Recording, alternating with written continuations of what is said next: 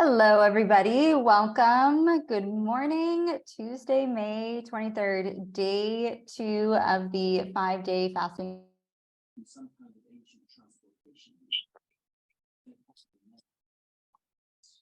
I'm going to not mute myself this time, but if you could mute yourself, that would be fantastic. I'm also going to go through and ask everybody who's not muted to be muted because that helps me so much. Now, I wanted to talk today about the questions that we're receiving on the Better Practice app. We're going to go through those. And I also wanted to check in how you guys are doing. So post in the comments below or type in there in the chat box and let me know, how has day 2 gone for you?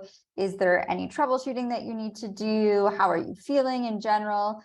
I had the roosters last night going crazy, or early morning going crazy. So today, I know with not having enough sleep, it's going to be more challenging managing hunger and satiety cues. So a couple of things that I'm personally doing is I'm reducing my caffeine intake, and I would love to have more caffeine today because I didn't sleep as well, but I know that really impacts my overall feeling of anxiousness.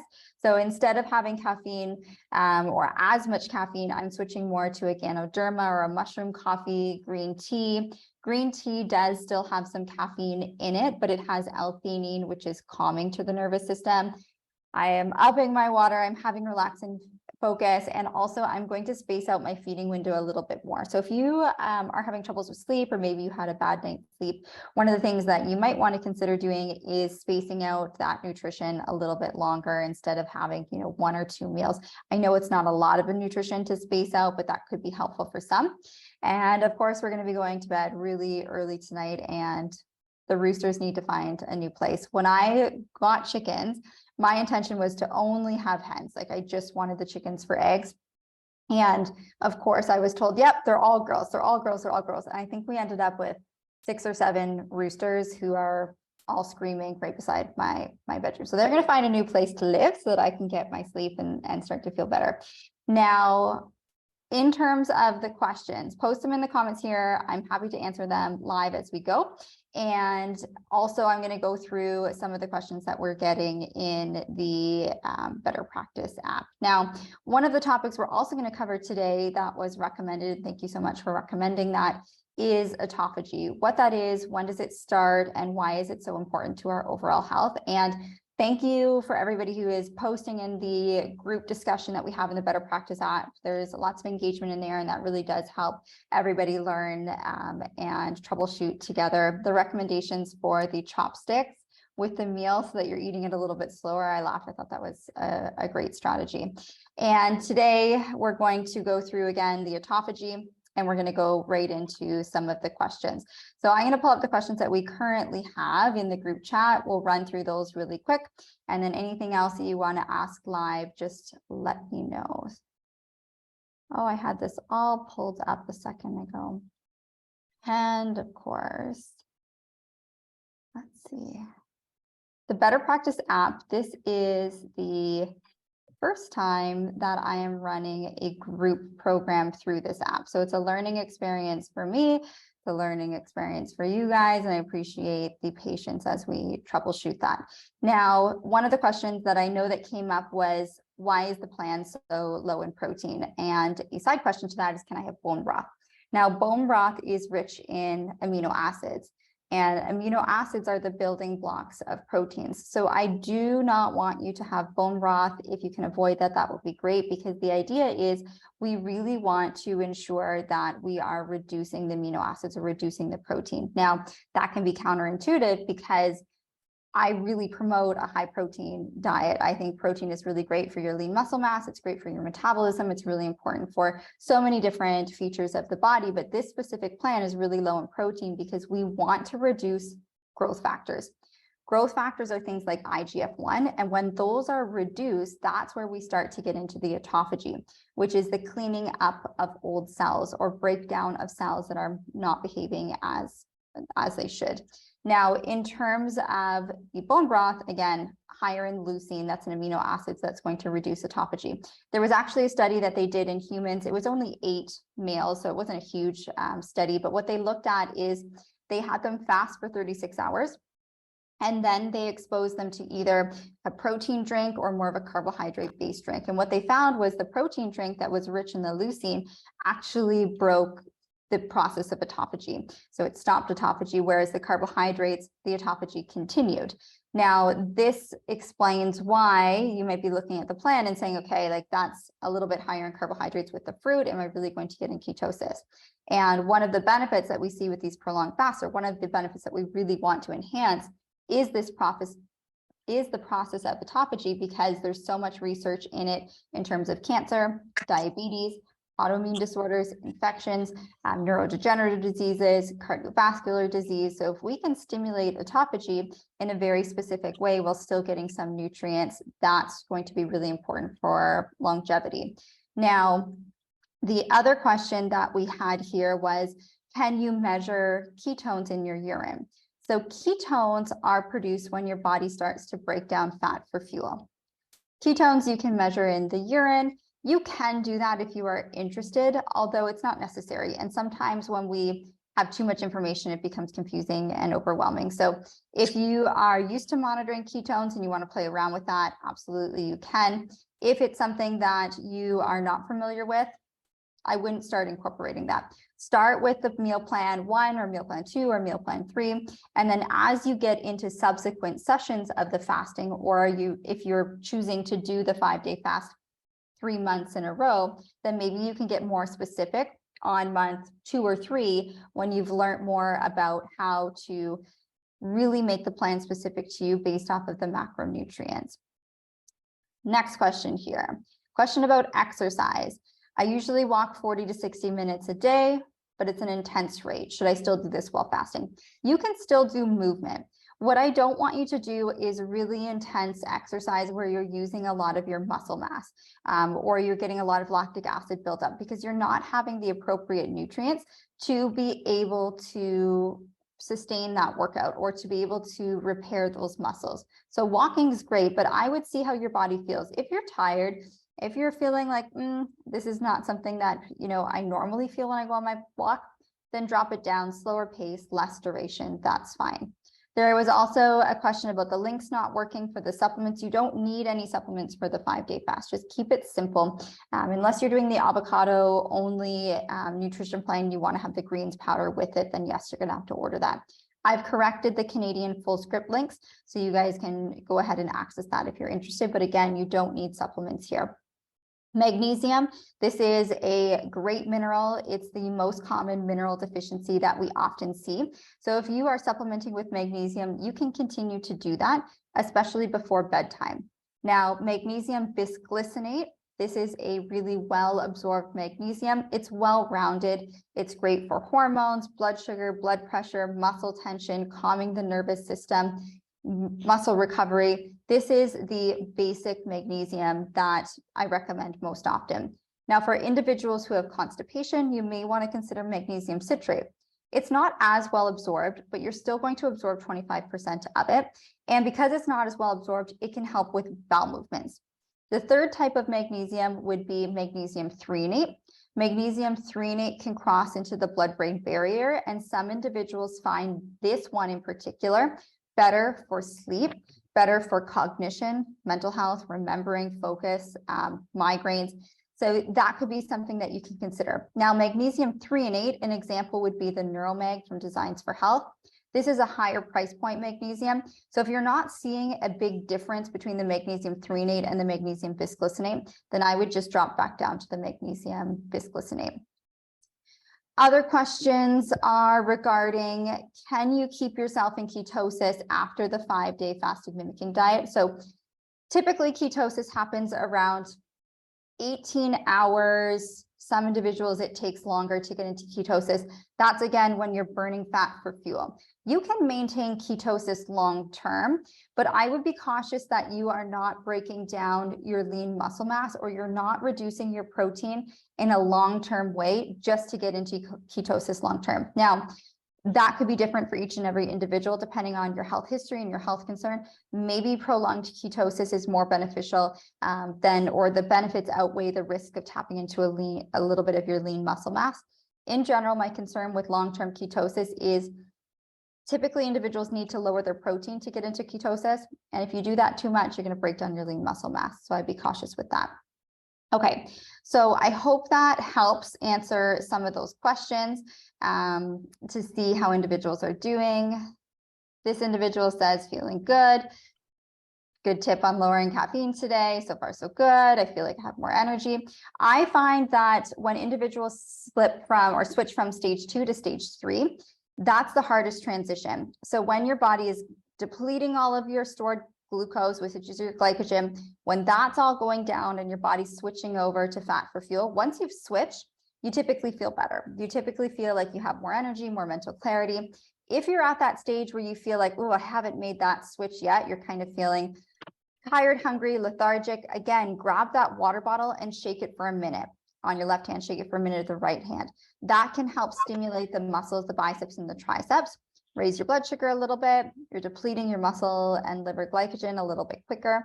If you feel up to doing a little bit of sprint training, a little bit of resistance training, a little bit of HIIT training, if you're used to doing that, you could do that to speed up the process as you go through phase 2 to phase 3.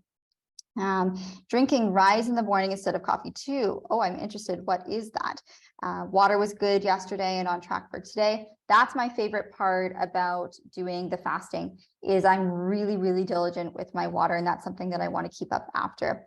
Oh, kids sick with a cough. Sleep has been disrupted. Yes, that's hard. My daughter as well. I can hear a little bit of congestion and it's hate when they're sick. No one gets a good sleep. Shaking the water bottle today. Okay, amazing. That can really be helpful, or go for a walk, right?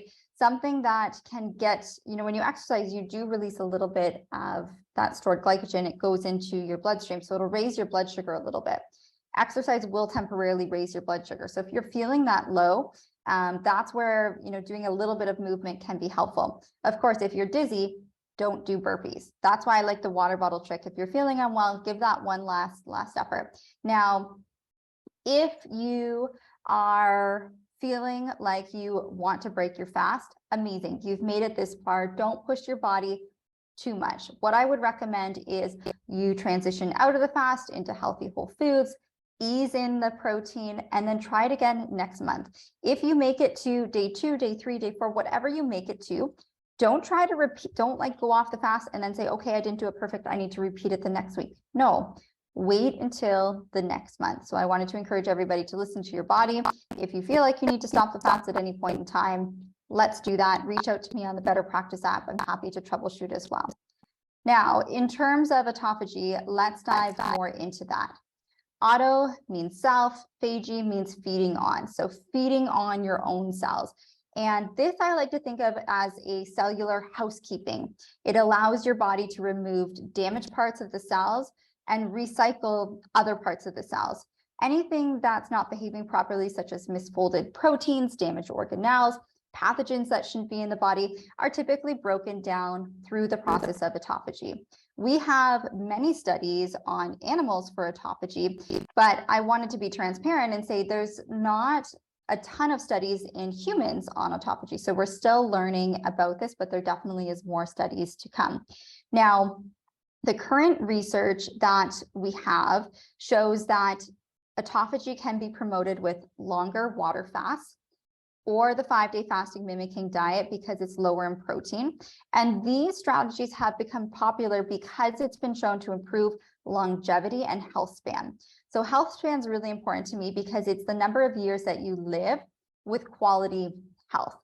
There's a big difference between, living to 80, 90 with really great quality health and then living to 80 to 90 in really poor quality health. So longevity and health span is something that I'm really passionate about increasing.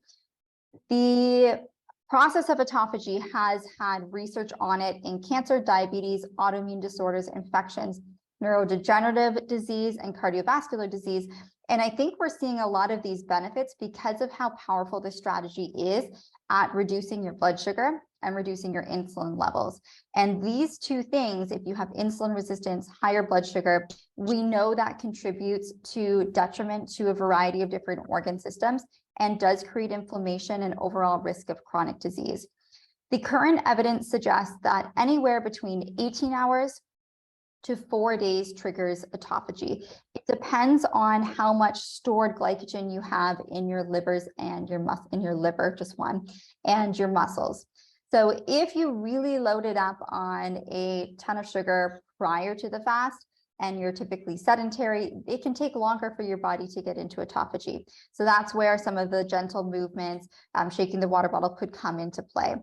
The other question I get, does coffee stop autophagy? No, you can have black coffee, your green tea, all of that is fine. Rat studies suggest no. If you have a continuous blood sugar monitor and you see that caffeine raises your blood sugar quite significantly, then maybe that's something for you specifically that we want to reduce. But typically, as long as you're not putting anything in your coffee, we see overall that does not stop the process. So what does stop the process? Of course, we talked about that study where they gave a glucose drink versus the protein drink. It's the leucine, that it's a very specific type of amino acid that stops autophagy. Leucine's a really great amino acid for building lean muscle mass.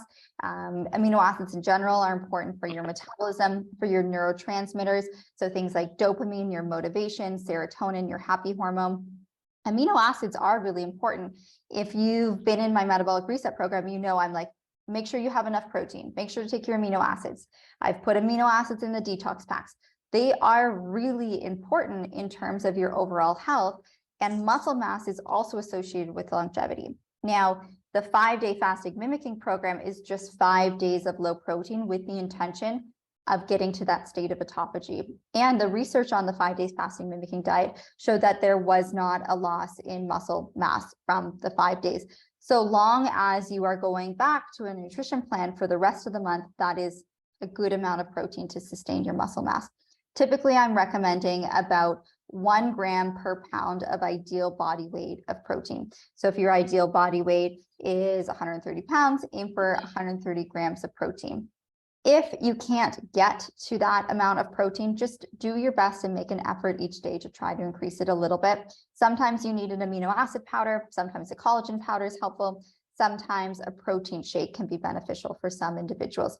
Healthy whole foods, less processed, less things that come from a package or bag is always going to be what I would recommend. But the reality is we're busy and it's not always conducive to get in that much protein. Okay, so what else can promote autophagy? Green tea, onions, nuts, apples, berries, milk thistle, polyphenols from plants. So that's why you see a lot of green on this nutrition plan, as well as supplements like resveratrol. You can get some of the benefits of autophagy from. Again, you don't need any supplements throughout this entire program, but you can see, when I'm saying like I'm drinking green tea, there's nuts on some of the plants, there's apples, polyphenols from plants. That's why those ones are specifically included. Okay, so as a summary, before I show you 3 of the studies that I pulled up to wrap up today, a summary is autophagy is a form of cellular housekeeping. You are getting rid of the misfolded proteins, the damaged organelles, the pathogens. These are degraded and removed from cells and recycled. It plays a critical role in prevention of chronic disease, improvements in health span and longevity. And the ways that you can promote autophagy is from caloric restriction, fasting, making sure it's low protein or protein sparing. All of those things have the possibility of inducing autophagy. And there are many, many compounds from a nutrition perspective that can be helpful. So one of the things you could do is try out green tea, right? Green tea can also be really great at suppressing appetite a little bit. So if you are feeling hungry over the next couple of days, and the goal is not to be not hungry. You are going to be hungry at some point in time throughout the 5-day fast because you're not consuming a lot of foods. It's just how can we manage that? And is it something that you can push through in a safe way to get the added benefits where it's not creating any negative symptoms, like significant symptoms of dizziness? If you're in doubt, reach out to me. It shouldn't be debilitating for you to do this plan. That's not the goal at all. All right, so I'm going to share my screen. I wanted to go through 3 of the studies that I pulled up that I really like. So can somebody post in the chat? Can you see what I'm looking at here? The science transitional medicine. Is that something that everybody can see? Vivid dreams, going to the washroom a lot. From all the water, yes. Okay, amazing. And yes, you can see it. Okay, thank you. All right, so these are the studies that we're going to go through. So this study here looked at the fasting mimicking diet, which is exactly what you're doing, and markers and risk factors for aging, diabetes, cancer, and cardiovascular disease. So one of the things that we know, 5 days each month for 3 months. Again, if you don't do these 5 days perfectly, oh well, just end the fast.